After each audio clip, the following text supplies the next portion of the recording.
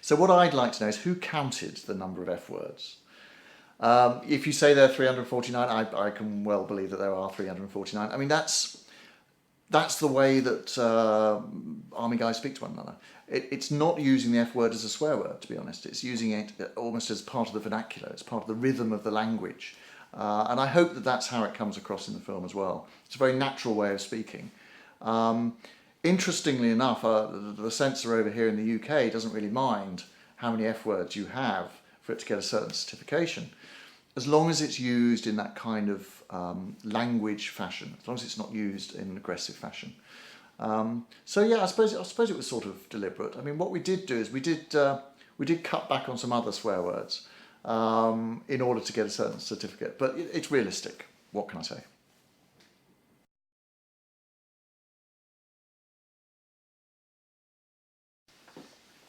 An interesting question, I suppose, is whether Kilo 2 Bravo is really a war film. You could argue that it doesn't follow many of the constraints of a traditional war film genre. There's no enemy. There's no one individual hero. There's no action. So it is debatable whether it's truly a war film, but it is a film about war, I suppose, is the way of looking at it. What is undeniably true is that we set out to make a British war film. By and large, we haven't seen in the UK any kind of film representation of contemporary conflicts. We're quite happy portraying the Second World War and other conflicts, but contemporary conflicts we don't seem to put on film. So all we've got as a reference point are American movies about American heroes. So we did set out deliberately to make something that was uniquely British. And I think as a result, you've got a different take on what it means to be a soldier in these conflict zones. A lot of the structure of the film itself actually has more in common with a horror film than a war film. So it's questionable whether it should really be described as a war film at all.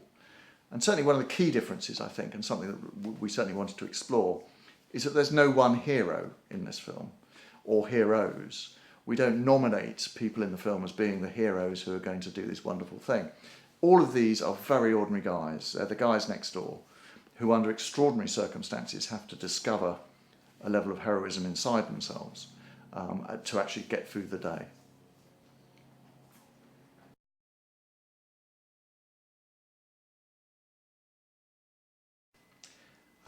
We didn't set out to make an anti-war film with Kilo 2 Bravo. Equally, we didn't set out to make a pro-war film.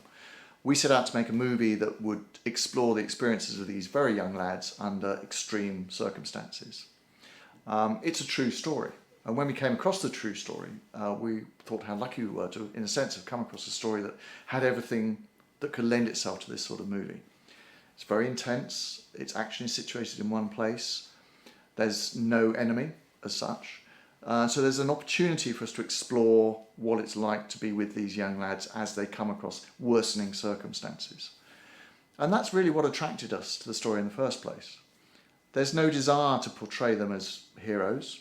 I think they do become heroes in the audience's eyes, but they become heroes through the course of the film rather than setting out as heroes. So all the normal constraints of a war film, I think, probably aren't there. And I think that's quite beneficial when you don't want to make a statement about war per se. You want to make a statement about the soldiers' lives and to try and give the audience the experience of being on the front line. Because after all, you know, we're responsible for sending these young lads into these conflict zones. So I think it's beholden on the public to have a deeper understanding of what it is they go through.